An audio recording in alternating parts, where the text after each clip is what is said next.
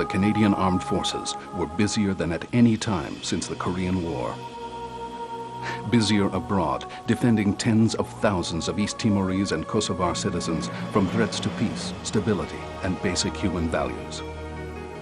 Busier at home, supporting the Coast Guard and immigration in intercepting illegal migrants. Conducting more than 8,400 search and rescue missions and saving more than 4,000 lives. Standing ready to ensure a smooth transition with almost 30,000 regular and reserve members poised to react to Y2K emergencies with extensive national contingency plans. And all the while, engaging in the host of other duties required of a modern fighting force that must respond to unique demands. No other military in the world covers such a vast territory with so few people.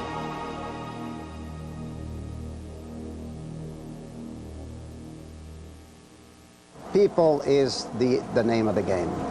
In the Canadian Forces, I'm sure in the past it was the same, it is today, and it will be, I think, more in the future. This is where the future of the Canadian Forces is, in the quality of the people that we have. It is important because we are involved in so many delicate, difficult, complex, and dangerous operations that we are counting all the time on the quality of the people that we have. The equipment, of course, is very important, but when all the chips are down, the quality of the people will make the difference in what we're doing. I keep going back to the town of Glogovac as the one that made a huge impression on me. Like I said, my troop was the first one in.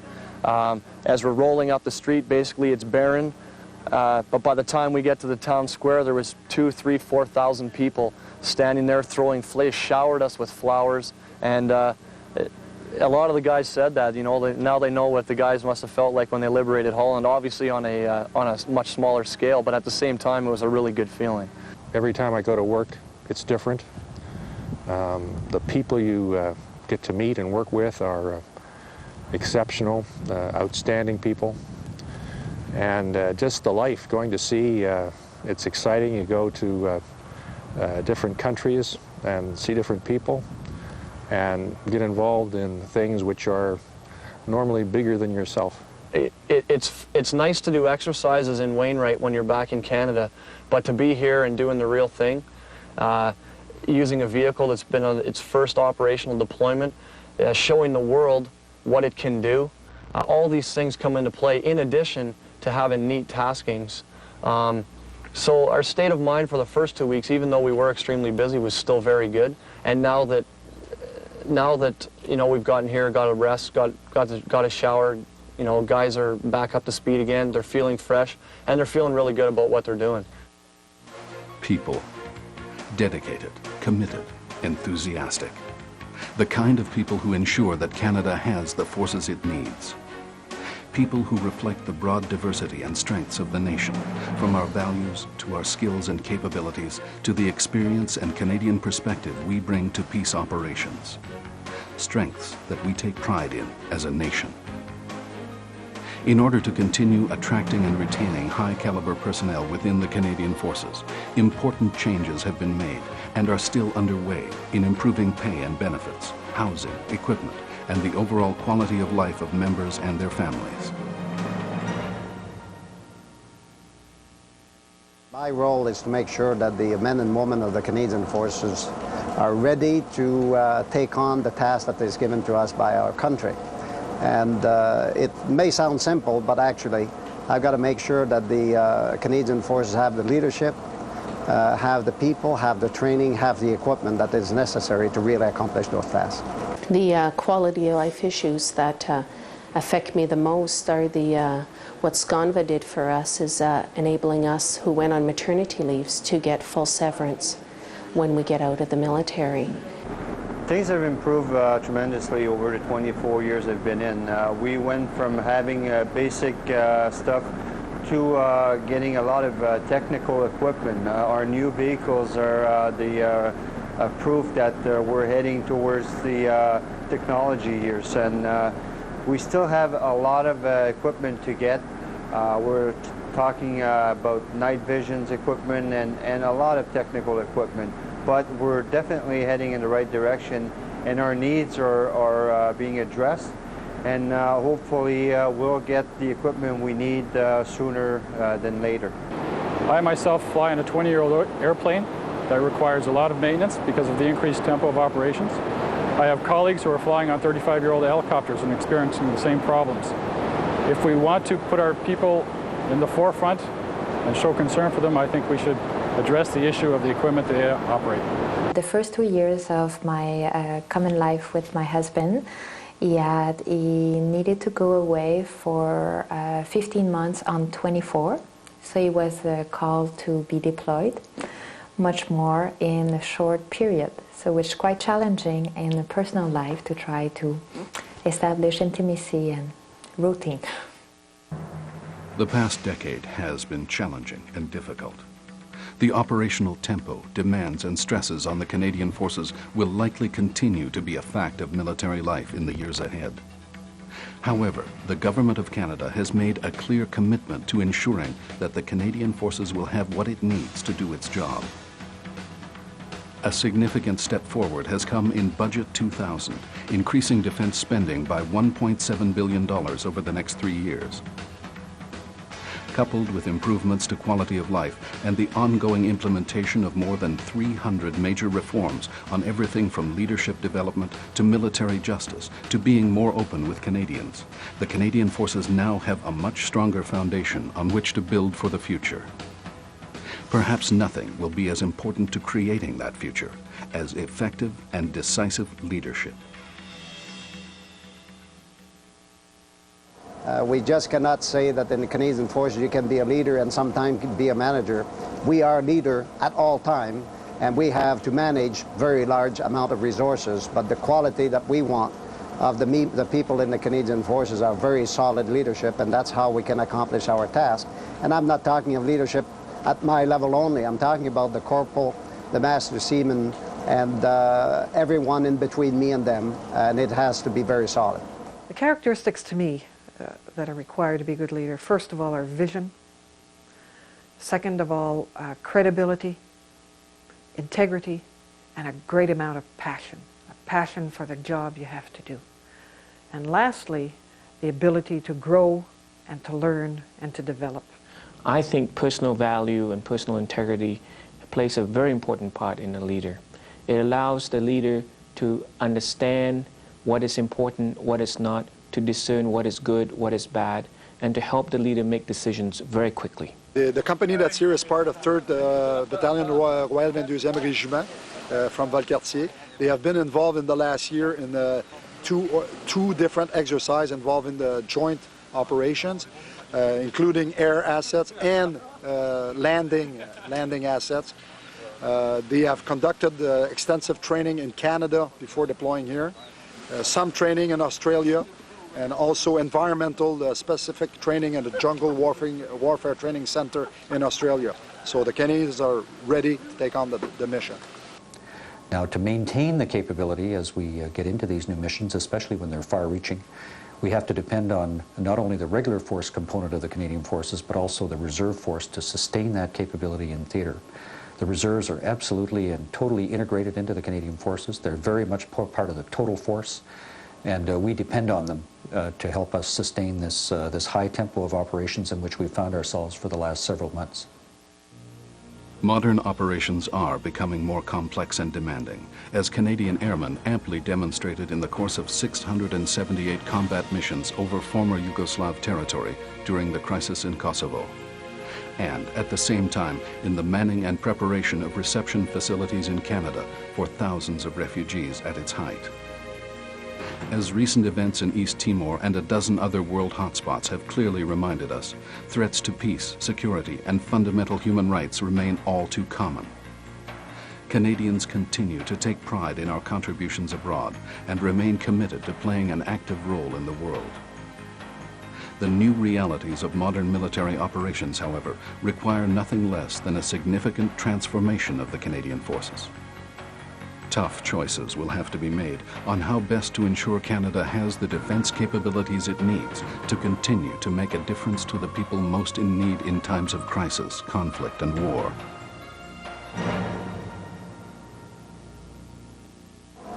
Our defense policy is calling for multi-purpose combat capable, and I certainly believe that it is not only necessary, but it is essential. In a lot of places where we get involved within coalition like Kosovo or Bosnia, we need all those capability.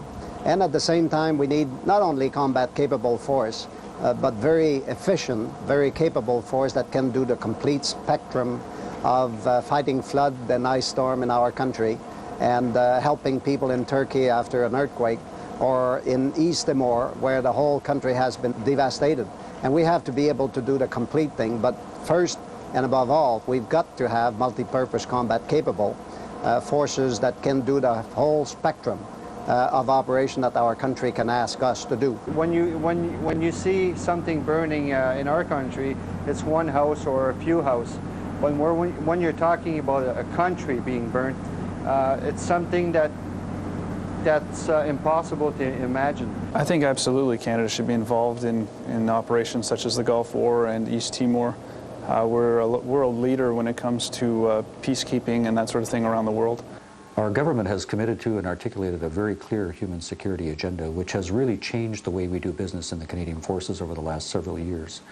We previously had a focus on Europe during the Cold War era, and we operated with stationed forces in Europe for many, many years. Recently, with the global responsibilities that our government has undertaken, we found ourselves in many different regions of the world, not only the traditional European ones like Kosovo, the Balkans, Italy, and others, but we've also found ourselves in many far reaches of the world, such as East Timor. Those have very clearly spelled out for us the requirements for us to be completely interoperable with our allies, and that includes not only our NATO and UN allies, but also coalition allies. That's also spelled out for us the absolute importance of interoperability with all of those allies, global deployability, and a capability to respond rapidly to government requirements. In moving forward to strengthen the Canadian Forces, it is clear that partnerships and alliances will be of increasing value. Canada and the United States share one of the most extensive defense relationships in the world, with more than 80 treaty-level defense agreements. In virtually every area of national defense, from joint training to disaster assistance to cooperation in monitoring and protecting shared continental aerospace through NORAD, we work together closely with the U.S. Important challenges to North American security are emerging, including new threats to computer systems and infrastructure, the spread of missile technology and weapons of mass destruction, and the ever-changing face of terrorism. As good neighbors, it only makes sense to be sensitive to each other's concerns and work together in meeting these challenges in the years ahead. In adjusting to change and pursuing new issues and new solutions, partnerships within Canada's borders will be just as crucial. The Canadian Forces will depend more than ever on a vast network of people whose contribution to defense encompasses the full range of Canadian society. In research and development, nationwide employment, world trade, the environment, and even in the development of our youth, Canada's armed forces remain an important national institution, touching the lives of Canadians from coast to coast, from civilian employees to scientists and technologists, to the workers on whose excellence the lives of the men and women of the forces may depend in operations at home and abroad. The total number of defense companies in Canada is relatively small, but yet there are a larger number of companies, of course, that participate in supporting D&D operations domestically and internationally. Just to give you an idea of the economic impact of all of that, there are some $3.2 billion that were spent in 1998 supporting D&D, and that translates into about 16,000 direct jobs supporting D&D, and if you apply the factor of second level companies that get involved in all of this, you end up with about 23,000 jobs across Canada. We at the FMF believe that we do make a difference to the Navy and the deployments that we send them off on. We take a very keen interest in the needs of the vessel that's going to be on deployment for 6 months, ensuring that all of their conditions that they might come across are taken care of. I feel the work we do here at Fleet Maintenance has a big impact on the Navy and the personnel who man the ships, because we maintain these ships really well. So most of the people in the production shops are flat out most of the year and working extremely hard for us. In developing equipment, etc., we have some of the best scientists in the world, and that equipment is essentially developed in concert with industry. So Canadian industry benefits directly from these programs. While the presence of the Canadian Forces is strongly felt in every sector of the nation, our most important contribution remains the preservation, promotion, and defense of peace and security, and the sustainment of basic human rights and values, freedom, democracy, and respect for the rule of law. It is here, defending people from oppression, displacement, and war, and delivering humanitarian relief in the face of tragedy, that the men and women of the Canadian Forces serve as a key instrument in putting Canadian defense and foreign policy into action to help people and communities in need. I think it's the will of the people of Canada to see us involved in peace support operation or humanitarian operation or operation just like here in the back.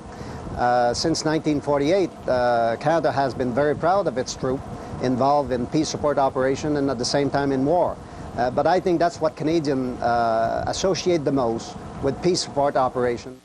And I think they're very, very proud of every man and woman who have been serving around the world, like it is today, right at this very moment. We have above 4,000 people in some 20 countries that are doing exactly what the people of Canada want. And I think all the Canadians like to see their values shared across the world. It is a proud record, one which the Canadian people have said in survey after survey that they fully endorse. And it is the shape of the future. A future for which the Canadian Forces must anticipate and prepare. A future that demands rapidly deployable, combat-capable forces able to operate with our allies. A future where we continue to make a difference, both at home and abroad. The Canadian Armed Forces is, and always will be, about people. The people we serve, the people we defend, and the men and women, regular and reserve, who make the personal sacrifices to protect and promote what we value as a nation. They are the Canadian Forces. When the airplanes come in with IDPs, the displaced people on them, when they come home and they realize that they're home, just the looks on their faces and the tears just roll out of them, and it's touching. I mean, it gets you right here. And as we moved in, seeing the people trying to cope with it and still being able to wave at us and smile at us as we went by was something, very emotional, because you don't expect that. The sacrifices like coming over here, the heat, giving up a few things just to make it a little bit easier for the people of East Timor. It's a challenge, yet it's very rewarding.